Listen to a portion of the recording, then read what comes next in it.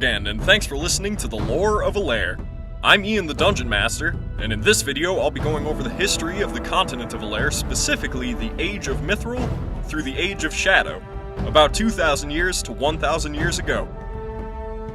As a quick reminder before I begin, make sure to hit the like button and subscribe bell if you enjoy our content, especially if you want to catch our upcoming real play campaign taking place on Alaire. At the beginning of the Age of Mithral, many of the greater civilizations of modern-day Alaire had taken their first steps in establishing their legacy. However, they were soon to find out that there are many, many challenges on the road to greatness. Huronin Molnar, leader of Clan Molnar, had led his men on an expedition into the untamed north based on a vision seemingly inspired by the dwarvish god Moradin. Though his people were skeptical at first, their doubts quickly faded after they had established their first stronghold, Nunverin Barak Tal. There, within the hills and mountains beside the Great Lake Serenalter, they found deep veins of iron, copper, and silver. Due to their history as stonemasons, the construction of the stronghold was swiftly completed, with grand pillared halls and a worthy throne for their esteemed leader. The dwarves of Nunverin Barak Tal worked non-stop, and after their first wagon of silver made its way south for trade, word spread quickly of a land of untold riches, and the dangerous journey of Clan Molnar. Little did they know, the threats they had faced thus far were nothing compared to what was to come. Nunverin Barak Tal was made nearly impervious to outside attack. With the primary entrance facing towards the lake, there was little to no way to organize a forward assault, though local hill giants tried many, many times over the years. Each and every time, they were cut down by dwarven axes before they could even approach the stronghold gates. For the first few years, the dwarves lived in relative safety, expanding their mining operation with precision planning, charting the local mountains and caves, and drawing in new clans from the surrounding lands who were more than willing to pledge loyalty to Clan Molnar so long as they could take part in the prosperity. Then, they faced their first real challenge, a hobgoblin army more intelligent than any foe they had faced yet, led by a particularly cunning hobgoblin known as Kaxga the Sunderer. Kaxga was far too tactically minded to even consider a frontal assault. Instead, in the night, he dug through the back of the mountain in which Nunverin Barak Tal had been constructed, slipping through the cracks ever closer to the dwarvish tunnels. Slowly, over many months, Kaxga readied his army. When the time came, they broke through, and in one mighty wave attacked where the dwarves thought they were safest, deep within their pristine mining operation. Up until this point, hardly a single sword or axe had been raised in the mines, with the exception of clearing out infestations of giant spiders or the occasional roper and the like. Now the dwarves of Nunverin Barak Tal found themselves in a desperate fight for their lives.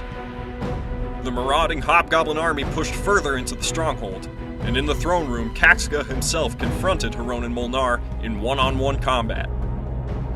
With his golden hammer, Huronin struck down his adversary, crushing him with a mighty blow. But not before Kaxga could live up to his title, and deftly sliced Huronin's hand from his body.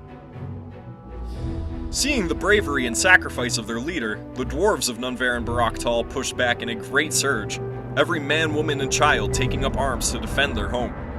In a furious wave of spears and axes, the halls filled with intense battle.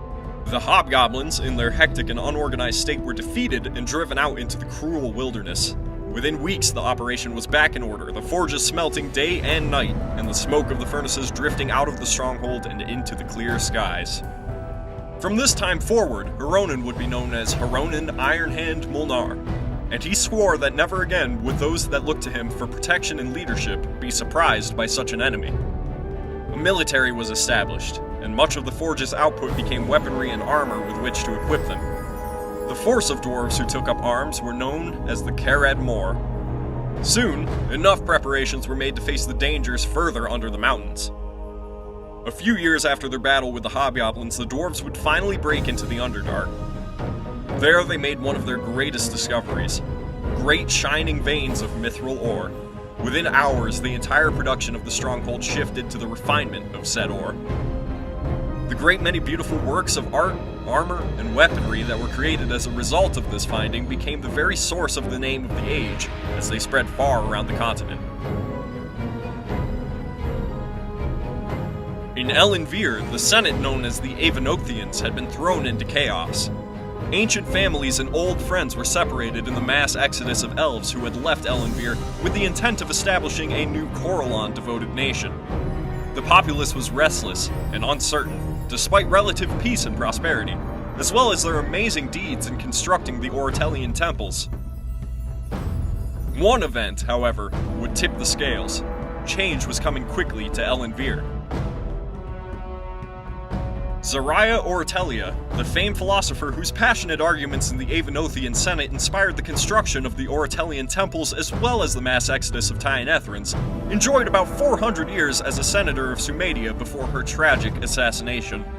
While many elves peacefully left Elenvir in search of a place where their beliefs would not be questioned, a few remained, their hatred stirring at their perceived persecution.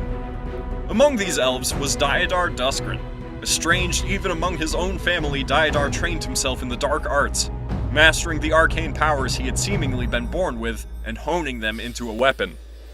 He spent many days in the sun, watching Ortelia argue and debate among the Senate, but where many found her speeches to be profound, Diadar found them to be sickening. Her words played over and over in his mind as he meditated, and slowly he fell into perpetual hatred.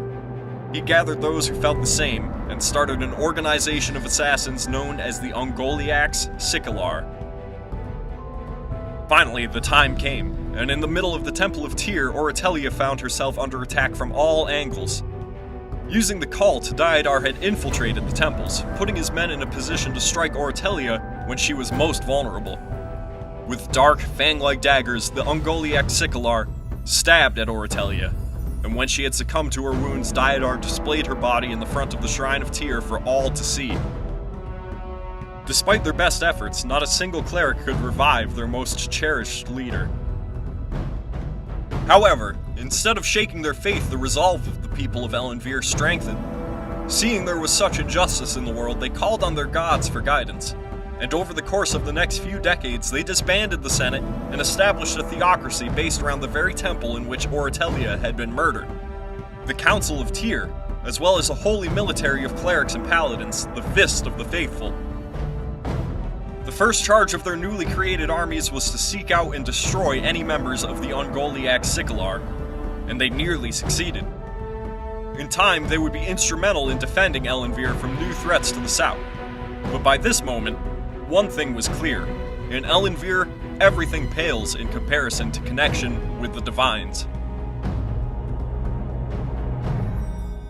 In the lands that would be known as Sarengar, Gralter, the first Jarl, and the tribes below him, known as the Core, had firmly established their dominance over the north as their kingdom quickly expanded.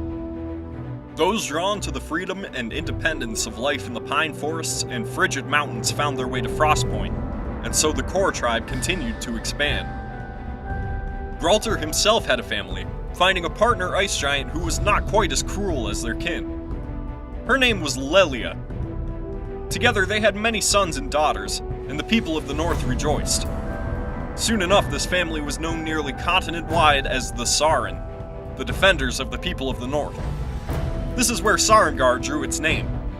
However, when Gralter finally passed of old age, after seeing the rise of an entire civilization under his guidance, the people of Sarengar were soon to discover that his children did not possess the same temperament nor wisdom as their father.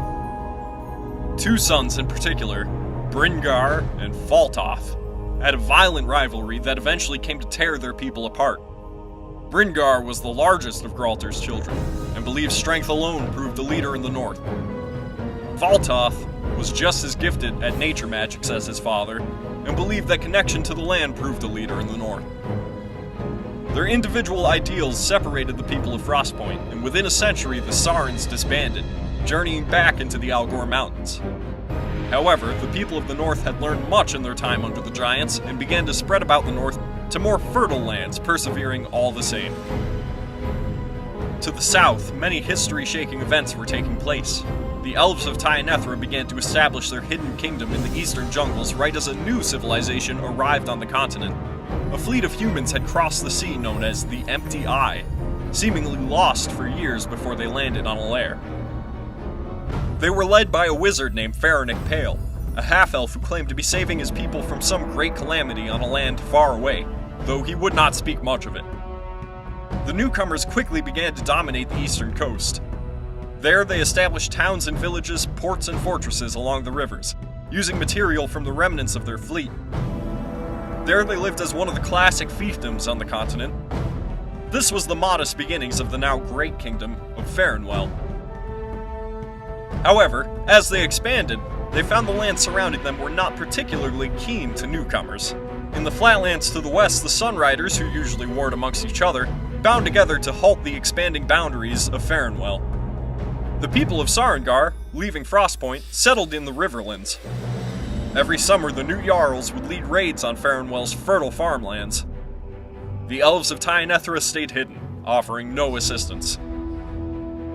In order to defend their people, Farinic Pale established a council of mystics and sorcerers who worked together over nearly a century to build the great arcane city of Mythica. Among its tall, spiraling towers and arcing sky bridges, the Pale Council manipulated the old magics in a mysterious, subtle, and powerful way. Due to these actions, Farinwell would survive these trials, quietly biding their time.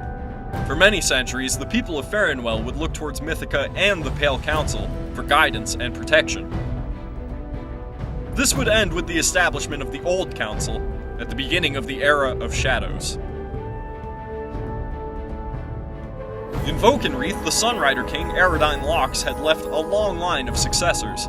His great-great-grandson, Zavrin Lox, was in power as Farinwell first established itself. Like his ancestors, Zavrin had the interesting trait of being immune to the gaze of a basilisk, which normally petrifies any who look upon it. Since this trait was discovered, none could be proclaimed king of the Sunriders unless they could stare directly into a basilisk's eyes, firmly establishing the Lox family as the main ruling power in the area. Much like they had in the past, the Sunriders would war amongst each other to survive in the arid landscape. But for once they found a unifying enemy, the men of Farinwell. So far as the Sunriders were concerned, they were invaders from across the sea who were foolish to think that they could spread from coast to coast without any opposition. This began a long-lasting hatred between the citizens of Farinwell and the Sunriders of Vokenreath. In Calira, the Dragon Conclaves battled over territory, making alliances and betraying one another time after time. Something strange began to occur at the end of the Age of Mithral, however. 6 of these dragons built cities, and let their presence be known to the world. Teradide the Red, Iasgareth the Green, Ormskirk the Blue, Lael the Brass, Orlon the Bronze, and Zionar the Gold. Each of these young dragons began the process of raising dragonborn armies to serve and fight for them. It seemed something in the desert was escalating their war. Some power called on them to fight with one another, tempting them to claim ultimate ownership over Calira. One strange export began to appear from Calira around this time. Gems and jewels covered in strange draconic runes.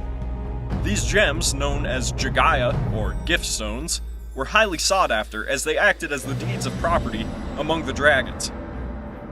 If one had a small opal ring with the word boat inscribed on it, the dragons of Calira would respect the ownership of said boat.